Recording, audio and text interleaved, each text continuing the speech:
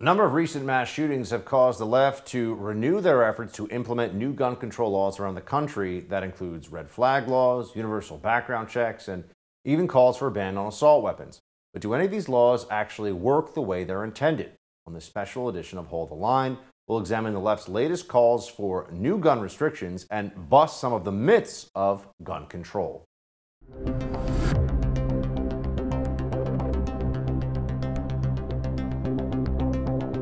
Welcome to this special edition of Hold the Line. I'm Buck Sexton. This is the usual rhythm. This is unfortunately the cycle that we go through after a horrific mass shooting in this country. Democrats start immediately shouting about gun control. And I do mean shouting. They're angry at anybody who does not want to go along with these policies. They immediately forget all about the myriad laws out there with regard to gun purchasing, gun transfer, what kind of guns you can have, FFLs, background checks, all of this.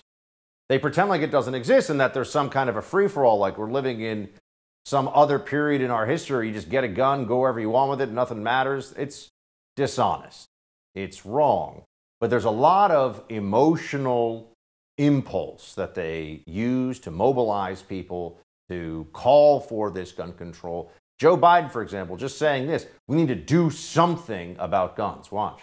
This time, we have to take the time to do something. And this time, it's time for the Senate to do something. Do what? That's always the question that we turn around and ask. Okay, to do what? We already have background checks. Oh, we need universal background checks. Really? Do we think that increasing background checks to private individuals engaged in a private sale of their own property, that's going to stop shootings? Really? Do we think that's going to work? We don't think that's also just going to harass a lot of people who are selling their own property to somebody else? Is that how many shootings is going to stop? I'm just wondering. I think we should ask these questions. I think it's worth at least getting into it. And then banning assault weapons. Assault weapons are used in less than 5%, some would say less than 2 or 3%, I think, of all shootings across the country. Very, very small percentage of shootings. But Vice President Harris, for example, is calling for an assault weapons ban because she says, we know it works. We are not sitting around waiting to figure out what the solution looks like. You know, we're not looking for a vaccine. We know what works on this. It includes, let's have an assault weapons ban. You know what an assault weapon is? You know how an assault weapon was designed? It was designed for a specific purpose: to kill a lot of human beings quickly. They don't know what works, actually. And these are the same Democrats, by the way, who think that we're all going to be safer if we just don't punish criminals, including violent criminals, very much.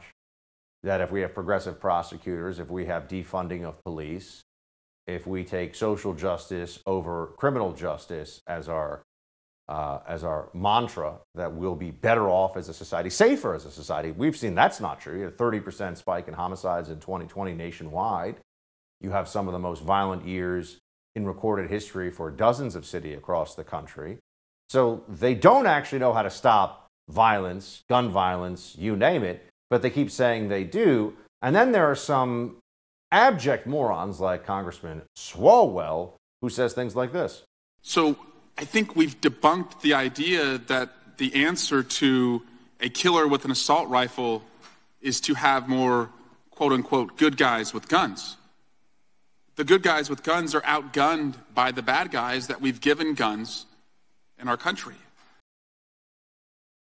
What is he even talking about? First of all, no one who knows anything has been debunked. And there are many shootings every year that are either stopped in progress from being a mass casualty event or stopped from becoming a casualty event at all because of somebody who did have a lawful firearm who was able to bring it to bear in the situation. But look, here's what we have to do. Because this is a national conversation and the Democrats are insistent, let's have a discussion. Let's look at what they want, and then we will debunk gun control myths. We'll go through this with real experts on the subject. We'll address each of the primary policy proposals of the Democrats, and we'll see what we actually learn. All right, let's do it. When we come back, editor of bearingarms.com, Cam Edwards, stops by to discuss the constitutional basis for Americans' right to keep and bear arms, starting right there. Stay with us.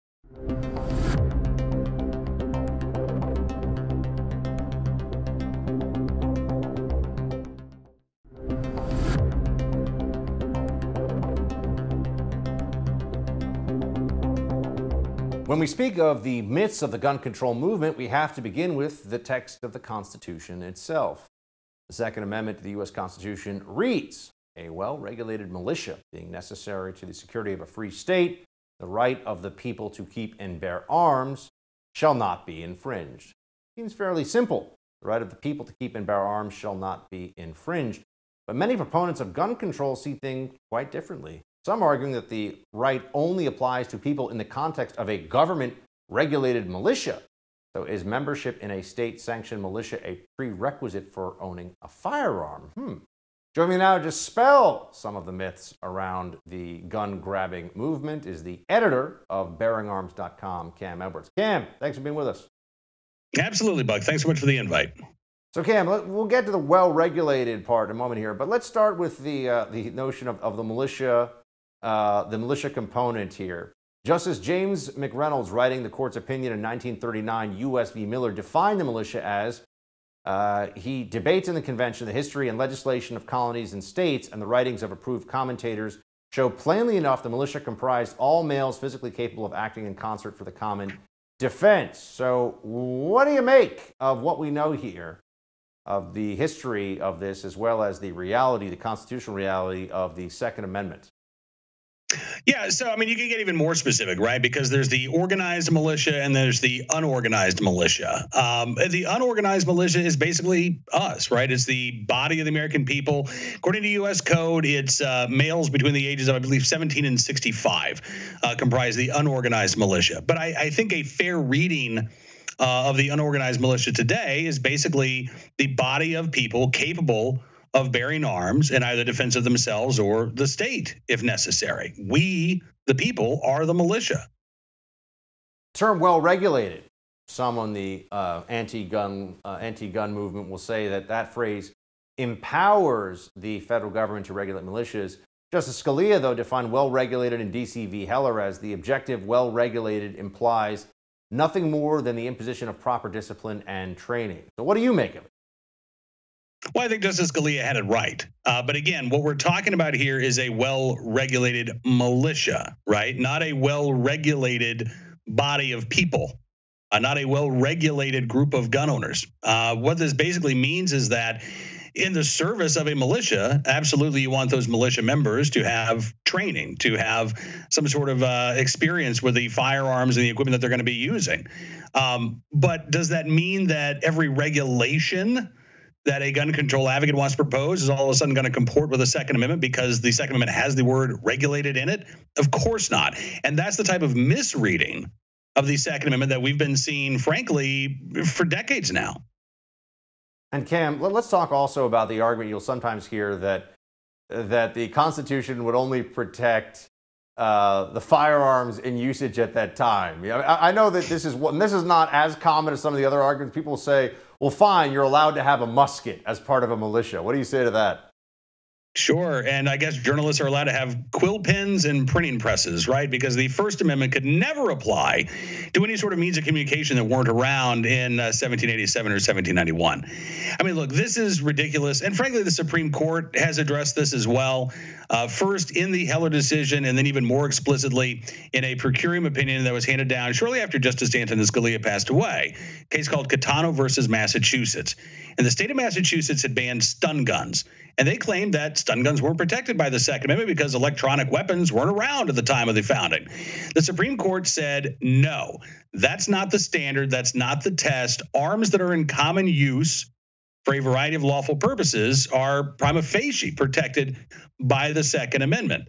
And so that would include semi-automatic firearms. That would include lever action rifles. I also find it odd, Buck, that they stick to this when it comes to modern sporting rifles. Nobody ever says, well, revolvers weren't around when the Second Amendment was ratified, so revolvers can't be protected. They use this argument specifically to go after the guns that they're trying to ban at this point. Their argument, as you say, taken to its logical conclusion, would be that you can't own anything other than perhaps a brace of single-fire pistols, a muzzle-loading rifle, maybe a blunderbuss.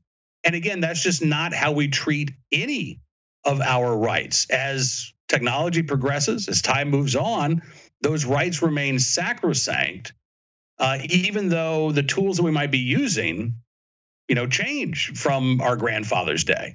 Yes, and as cool as a blunderbuss may look, it is not the most reliable firearm to be using, especially if one has to defend oneself. Just throwing that one out there. You mentioned DCV Heller and also the idea of common usage. That obviously comes up, Cam, now because of the huge push. I think the primary push we're seeing from the gun grabbers is the assault weapons ban issue. And this goes a little bit away from our constitutional analysis, but Biden, for example, will say, we know that worked. And so we know that if we do that again, it will work again. For one thing, I want to know what you think of the claim that the assault weapons ban of 1993, I believe, or 1994, that 94. It worked. And the other part of this is if AR-15s are the most common rifle owned in America, which I believe they are, and DCV Heller says common usage is the standard for firearms ownership, how can they ban something that's the most common rifle that's obviously in common usage? Sorry, I'm throwing two at you. Yeah, so I'll answer the second question first, and that is the sort of $64 million question, right? How can you ban something? Look, there are more AR-15s in the hands of American citizens. There are Ford F-150 pickup trucks on American roads, right? The AR-15 is in common use, and I think that is the biggest barrier to enacting a nationwide gun ban. Now, the appellate courts around the country that have upheld quote-unquote assault weapon bans in places like Maryland and California have used differing arguments, but basically they come down on the side that, well, these arms aren't actually covered by the Second Amendment. The Fourth Circuit, which covers Virginia, where I live, ruled egregiously that because AR-15s are like machine guns in that they look like them, that they are covered under Justice Scalia's comment in Heller about this decision shouldn't cast any doubt on longstanding prohibitions against, ownership of machine guns and the like. So again, you've seen the courts abuse and misread what the Supreme Court has said in order to try to uphold this ban on what is a commonly owned firearm. Now, as for the efficacy of Biden's gun ban back in the 1990s, he is talking about one specific study that used one very narrow definition of what constitutes a quote-unquote mass shooting, right? And that was, I believe, a shooting in which 6 or more people are killed or injured. If you were to change that dynamic, if you were to lower the number to 5, for example, from 6, all of a sudden the statistics change. But what we do know overall is that any homicide in which a rifle is used is a pretty rare event in the United States. There are actually more people who are killed, according to the FBI Uniform Crime Report, with fists and feet than with a rifle of any kind in any given year. So the idea that we're going to focus on this one particular firearm that isn't used in a lot of crime and think that it's going to make an impact on violent crime nationwide, I think is absolutely absurd. This is, I believe, part and parcel of the gun control advocates and the anti-gun Democrats' plan, again, to try to turn our Second Amendment right into a privilege. Cam, let's look at some more of the gun control policies and some of the myths that they are based on when we come back here in a second. The recent mass shootings in Buffalo, New York, and Uvalde, Texas have led both Democrat and some Republican lawmakers to propose new gun control measures.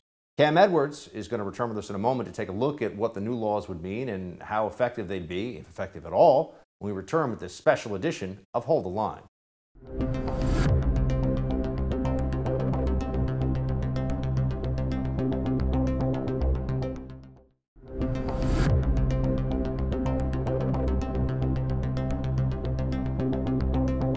We intend to do. raise the age to buy weapons of war, restrict access to ghost guns, outlaw high-capacity magazines, ban civilian bump stock sales, crack down on gun trafficking, and advance safe gun storage. The recent shootings in Buffalo, New York and Uvalde, Texas have led federal lawmakers to propose a whole host of new gun control measures, as Nancy Pelosi was just describing there. One proposal that seems to be gaining bipartisan support are so-called red flag laws, which allow law enforcement to confiscate the firearms of people deemed to be a threat to themselves or others by a court. Joining me now, again, is the editor of Bearing Arms, Cam Edwards. Cam, good to have you back. Take us through this. Red flag laws. Have they worked? Would they work? What are the problems as you see it with them? All right. So have they worked? First of all, it's really hard to prove that the presence of a flag law prevented a crime from occurring, right? It's hard even for advocates to say, well, if we hadn't had this, then X would have happened. But the one study that I keep hearing advocates of red flag laws cite is a study of Connecticut's red flag law in terms of reducing suicides. And they say that for somewhere between every 10 to 20 firearms that were seized, or I should say every 10 to 20 red flag petitions that were initiated, one suicide was prevented, which means at best maybe a 10% reduction in the number of suicides for every person who was disarmed. So my question then becomes, well, what happened to those other 9 to 19 people? Did they go on to commit suicide by another means? Or were they not dangerous to begin with? You know, this is one of the issues that I have here, Buck, is that red flag laws, we are told, are designed to keep dangerous people from doing dangerous things. But under every red flag law that I've seen in effect, what happens is someone is deemed by a judge to be dangerous. There may or may not be in a medical evaluation. Most of the time there's not. There's a lowered standard of evidence that needs to be presented by the prosecutor. And then once a judge says, yeah, we believe that person's dangerous, they take their legally owned firearms and they leave the dangerous person alone with their knives, with their pills, with their cans of gasoline and their matches and their car keys. It doesn't actually do anything to address the individual. This is a gun control proposal that masquerades as a sort of mental health bill. Most red flag laws do not have any mental health proposals or components to them whatsoever. And that's by design, because that's expensive, right? To actually institutionalize somebody to ensure that they're getting the treatment that they need so that they're not in crisis and not truly a danger to themselves or others, that costs money. And it's easier, it's simpler to simply, red flag someone and claim that you've addressed the problem. So that's one issue that I have. I have due process concerns with red flag laws, but I also worry about the unintended consequences. I've been talking to a lot of Second Amendment advocates around the country over the past week, and one of the common concerns that I've heard from people in states that have expansive red flag laws that allow almost anybody to initiate these petitions is that it actually stops people from seeking help. So you may have had somebody who, is going through a painful divorce, or maybe they just lost a spouse or a loved one. Or somebody they with want PTSD to talk to somebody served overseas, right? Exactly, right? And they want to talk to somebody. Now, look, they're not suicidal. They're not a danger, but they are gun owners.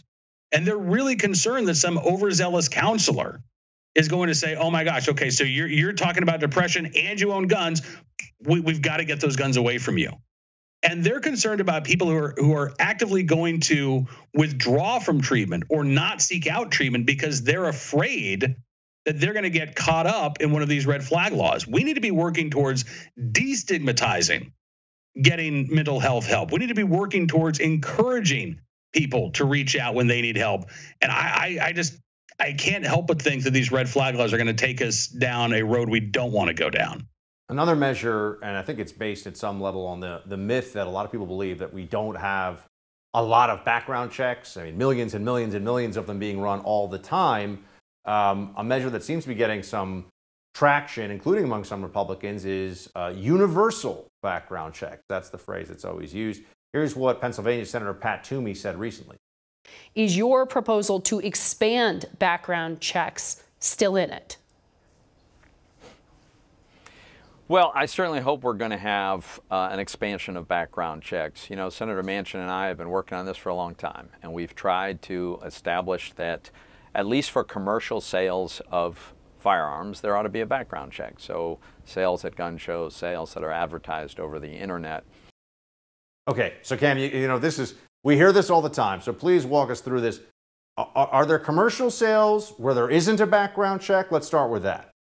Yeah, no. And I'm confused why Pat Toomey would try to cloud this issue here. So, no, every commercial sale of a firearm needs to go through a background check. But again, if you're a private gun owner who is selling a firearm from their personal collection, that's not a commercial sale, right? Once you are engaged in the commercial business of selling or buying firearms, you're required under federal law to get a federal firearms license. When we talk about universal background checks, what we are talking about, again, are those private sales from individual gun owners. And I'll be honest with you, Buck, whether or not you think everybody who buys a gun should go through a background check, a universal background check law does nothing to prevent violent crime because it is impossible to proactively enforce. How do law enforcement know if I'm going to sell my gun to my neighbor? They don't know. At best, this is something that would be discovered after a crime has been committed, and then you could go back and charge the original seller. But at that point, you know, again, the damage has already been done. And frankly, in most states, a lot of states also have laws, Cam, where you can loan, you know, if your brother-in-law wants to go hunting, you can give your shotgun, as long as he's not a prohibited possessor, to that individual to go, right? Aren't there situations like that that are covered under the law that are lawful? No, absolutely. I mean, again, listen, the status quo, the gold standard is it's your property. You know, again, as long as you're not breaking the law, as long as you're not knowingly arming criminals, it's your property to do with what you want. What the Democrats are trying to do here is upend that and create a criminal offense. Sure. Here's President Biden on this is another one that comes up with all this, the gun show loophole. Watch. The question now is, what will the Congress do? The House of Representatives already passed key measures we need. Expanding background checks to cover nearly all gun sales, including at gun shows and online sales. Getting rid of the loophole allows a gun sale to go through after 3 business days, even if the background check has not been completed. Okay, so first of all, can I just like buy? I mean, obviously in New York you can't buy anything, but in some states you just buy an AR-15 and no background check, and they just send it to you in the mail. Is that how it works? Online? I mean. No. No. Typically, listen. Okay, so there's a lot to unpack there. Let's start with the quote-unquote gun show loophole. Again, if you are in the business of selling firearms, you have to put your customers through a background check. If you are a private gun owner who maybe has a table that you rent at a gun show because you're selling a couple of guns from your private collection, or you run into somebody at the gun show and you're talking about, you know, what it is that they're looking for, and you say, oh, you know what? I've actually been looking to sell one of my pistols. I'll sell it to you. Those are private sales. And again, there's no way to proactively enforce a background check law to require those people to go to an FFL and have a background check run before that gun is sold. Even if you were to require this at every gun show, what's to stop those individuals from walking outside in the parking lot and saying, hey, you know what, I'll meet up at the park, you know, at your house an hour from now. This is no solution to actually addressing violent crime. As for, selling guns out of state, the current federal law is that if you purchase a handgun, if I, in Virginia, as a Virginia resident, if I were to go to Maryland or Pennsylvania or up to New York, God forbid, I would have to have that firearm shipped back to an FFL in Virginia before I could take possession of it. Some states may have laws requiring that for long guns as well, but that is not a federal requirement. So even if you buy a gun at retail in another state, under federal law, you can actually pick that gun up there in the state where you're at, as opposed to the state where you live. But the idea that, again, you're just seeing these massive amounts of people who are, popping up online and saying, hey, I got a gun to sell you, I'm going to ship it via UPS. No, that's not happening. And even if it was, Buck, it wouldn't be addressed by a background check law. Amazing. Cam, appreciate the expertise as always, man. Thanks for being with us. Yeah, you bet. Thanks, Buck. We'll be right back with more of this special edition of Hold the Line.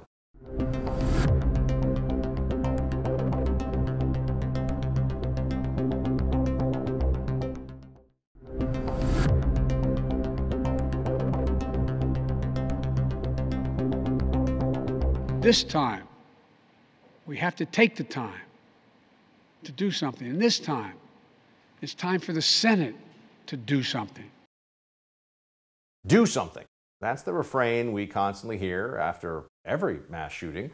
Inevitably, the anti-gun crowd calls for more background checks, stricter control over so-called assault weapons, or more gun-free zones. But few people take the time to determine if the gun control measures being proposed would work to prevent crime or mass shootings. Thankfully, one man has actually done the work, looked at the data. John Lott is the author of More Guns, Less Crime and the president of the Crime Prevention Research Center. He joins me now. John, thank you for being with us. Thanks for having me on, Buck. So, John, you literally wrote the book on the issue of crime and gun control. I want to go through some of the more common gun control measures and, honestly, gun control myths that we hear about.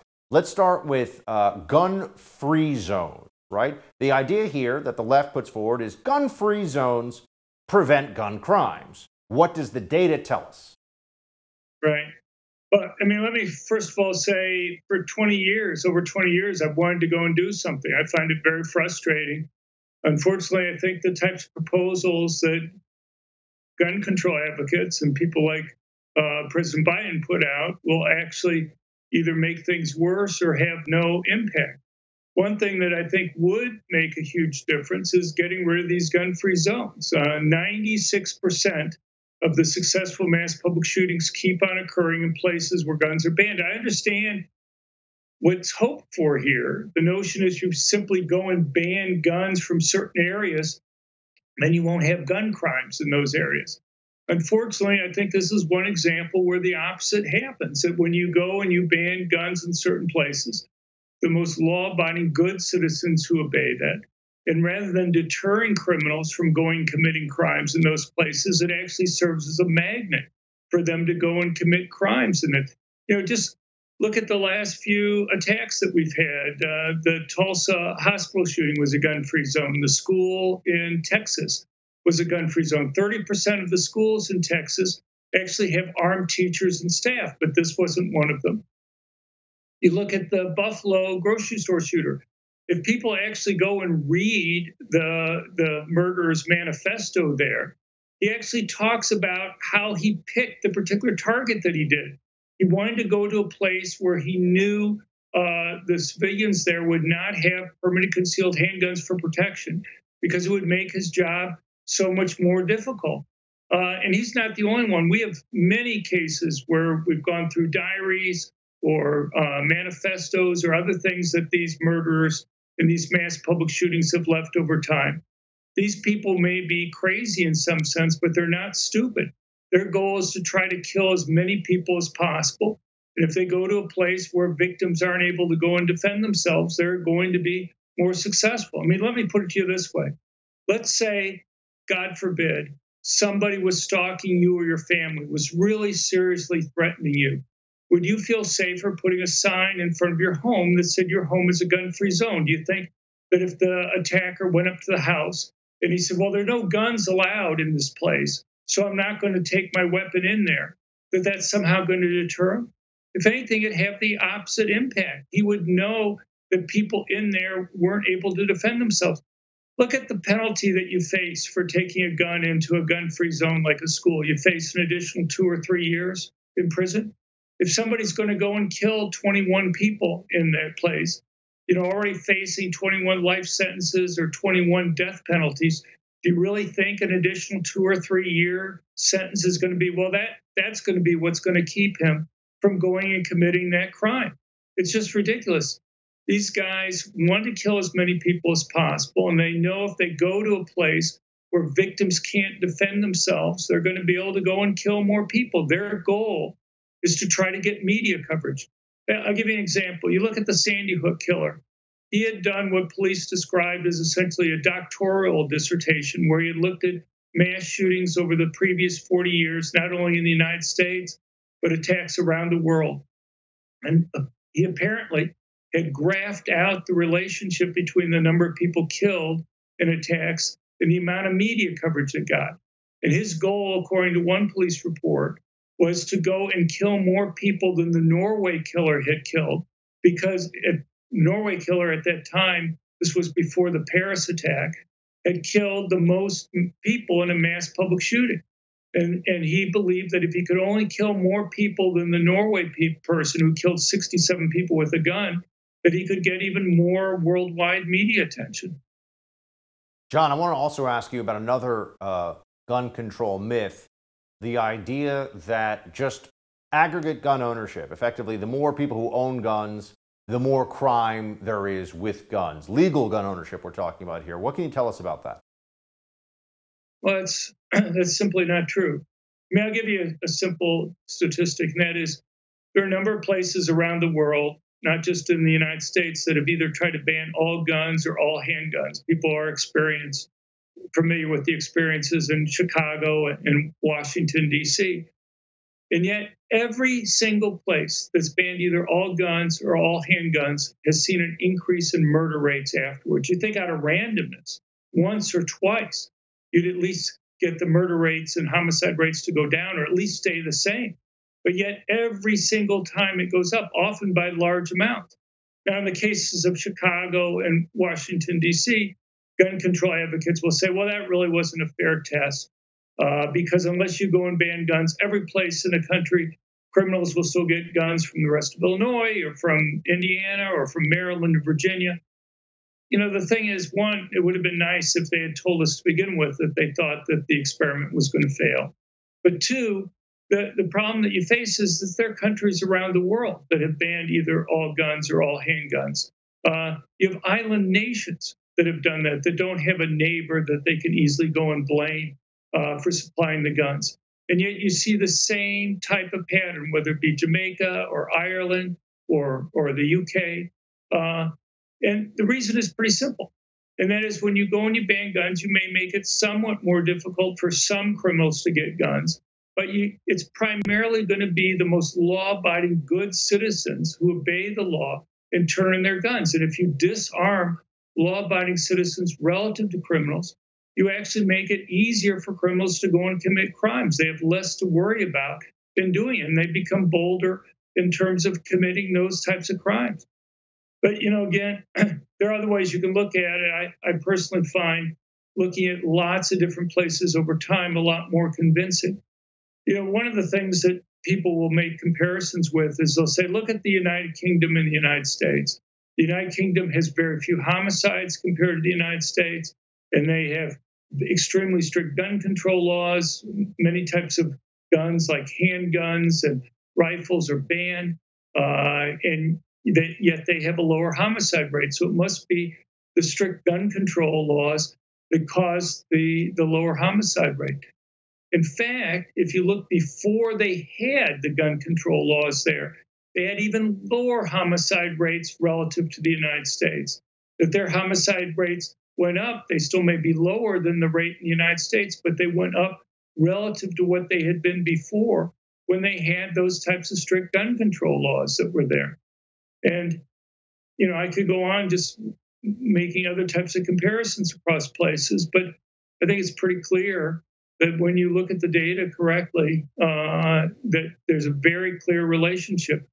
Look, police are extremely important. Anybody who's read my work knows that I think police are the single most important factor for reducing crime. But the police themselves know that they virtually always arrive on the crime scene after the crimes occurred. And the question is, what's the safest course of action for people to take? And police, John, I want to get into this with you some more. If we can just take a moment here, we'll come back into that issue and more of the gun control myths that are out there in just a moment. Sure. It's hard to talk about gun control without discussing the left's favorite target of it, AR-15s, so-called assault weapons. After the break, we'll separate fact from fiction behind America's most popular rifle in this special edition of Hold the Line. Stay with us.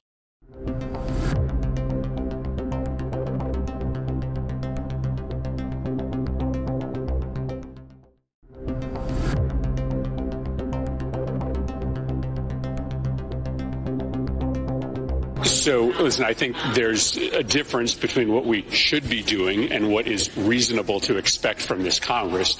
What we should be doing is taking these weapons of war out of the hands of civilians. In 1994, then President Bill Clinton signed the federal assault weapons ban, which prohibited the manufacture, transfer, or possession of semi-automatic assault weapons, including the AR-15 and AK-47. The ban expired in 2004, and gun control proponents like Senator Chris Murphy have been trying to get it back on the books ever since. But what would another assault weapons ban actually mean for crime in this country? Joining me once again is the author of More Guns, Less Crime and the president of the Crime Prevention Research Center, John Lott. John, thanks for staying with us. Thank you. Let's start with definitions. We hear the AR-15 and similar rifles being called weapons of war. How does the government actually define an assault weapon? Well, I mean, with the original assault weapons ban, you had Senator Dianne Feinstein's staff go through and look through catalogs of guns and essentially put check marks next to guns that they thought looked particularly scary. They also had a definition where if guns had two or more of a different combination, like, threaded barrels, or could hold a bayonet or a grenade launcher or other things. If they had two or more of these different characteristics, then the guns would be banned. Look, I mean, there's been a lot of academic research that's been done. There's been research that was even paid for by the Clinton administration that simply hasn't found any beneficial impact in terms of any type of violent crime or any type of mass public shooting. There's a simple reason for that. Simply banning guns based on how they look. I mean, they often refer to these as military style weapons, where the key word is style. Look, I mean, if you talked about banning guns based upon how they function, it might make some sense. There are three different types of guns out there generally when you're talking about rifles. There's manually loaded guns, where you pull a trigger, a bullet comes out, and then you have to physically yourself put another bullet in the chamber. You have semi-automatic guns, where one pull the trigger, one bullet comes out, the gun reloads itself, one pull the trigger, one bullet comes out, and so on. And then you have fully automatic guns, machine guns, where as long as you have the trigger depressed, bullets are going to come out. We're not talking about machine guns here, despite many times the media refers to them as that. We're talking about semi-automatic guns. 85% of the handguns sold in the United States are semi-automatic guns. A very similar percentage of rifles in the United States are semi-automatic guns. So the vast majority, and if you're using a gun defensively, having a semi-automatic gun can be very beneficial. If you're facing more than one attacker and have to fire the gun more than once, or you fire and miss, or you fire and wound but don't incapacitate the attacker, you may be very thankful that the gun quickly reloads itself. If you have to manually put another bullet in the chamber, you may not have the luxury of time to go and fire the gun again. But here's the deal with the AR-15s. They're essentially hunting rifles that just look on the outside like a military weapon. No military in the world uses these guns. In fact, they're considered small caliber hunting rifles. .223 tells you the diameter of the bullet. It's a little bit over 0.22 inches in diameter. People may be familiar with .22 caliber rifles that are there. They know that in any type of mass production, that's the most common small caliber bullet that you have. In fact, most states won't allow you to use an AR-15 to go and hunt deer because the concern that the caliber isn't large enough to make sure that you'll kill the deer. It's more likely that you'll just end up wounding the deer that's there. And they don't want the deer to run off and suffer someplace. But look, to go and ban John, let me ask, because you touched on this.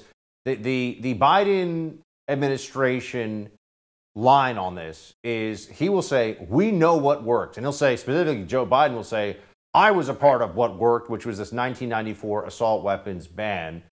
What data do they point to? I mean, I think they say, well, there were fewer mass shootings after this. Was that true? Well, okay. You may, if you look at mass public shootings, you may, depending upon which data set that you look at and how it's defined, you may find a drop of 1 or 2, in terms of the rate in the 10 years before versus the 10 years after, or you may find you see no change in terms of the number of attacks with assault weapons. it's not statistically significant. It's very tiny, even if you use the data sets that they want with the way that they want to go and selectively define the things that are there. But even if you use the data sets and the way they want to use it, there's another way to look at it, and that is to go and look at the percent of mass public shootings involving assault weapons. So even if you take their numbers, okay, the way that they want, what you find is that the percentage of attacks using assault weapons actually rose during the time that there was the assault weapons ban and fell afterwards. So if the ban is going to be responsible for any drop, no matter how tiny it is, then surely the share of attacks using assault weapons is going to have to fall over that period of time. And the opposite is true, because there's no way it's going to be driving the drop in the total if you don't have a relatively bigger drop in the number of attacks with assault weapons that are there. And so, I can't tell you the number. There's been dozens of studies that have been done looking at this. There's one guy named Rivas, who's a professor at a teaching college at Columbia, who's done work on this. He has his own definition of these things, different from Mother Jones and myself and others that have put together these types of data. And he's the one that they cite. But even if you use his work, it's not a statistically significant drop. It's like a drop of like 1 or 2 between those periods of time. And even with his, the share of attacks with assault weapons goes up during the ban and then falls when the ban ends. So, John, I got to ask you before we close here, what does your extensive research, many years on this topic, tell you and therefore all of us about what would actually be effective at reducing violence with firearms in America? What actually helps bring that down? Well, it's not rocket science. You want to make it risky for people to go and commit crimes. If you want to, first of all, people need to know that less than 8% of violent crime involves guns. Okay, I know Biden wants to talk about violent crime as solely a gun problem there, but the way you reduce violent crime generally is the same way that you reduce violent crime with guns. You have higher arrest rates, higher conviction rates. So when Biden went to New York in February for his 4th big speech on violent crime, if it were me, I would have had a sister soldier type moment. I would have said, look, you guys cut the police budget by $1 billion a year. Is it surprising you get more crime? You have district attorneys who are refusing to prosecute violent criminals. You have over half the inmates being released from local jails during this period of time. You have bail reform so that violent criminals are being let out on no bail. Here you have people that have committed attempted murder, okay, who have facing multiple felonies, who are going to be facing decades in jail if they're convicted. And you let them out on no bail. What's their cost for doing another crime? I mean, if you're already facing 25 or 30 years potential prison term, what am I going to do? Is the second life sentence I'm going to give you going to be the sentence that's going to make it so you're not going to... So law enforcement and basically the opposite of the trajectory of the progressive prosecutors and the Democrat, and mass incarceration line we've been hearing for years. John, always appreciate your work. Thanks for being with us. Thank you for being there. And getting rid of gun-free zones with regard to mass public shootings. But thank you for being there. Thank you. That's all the time we have for this special edition of Hold the Line. I'd like to thank my guests, Cam Edwards and John Lott, for sharing their deep expertise on this issue. Bill O'Reilly is up next. As always, shields high.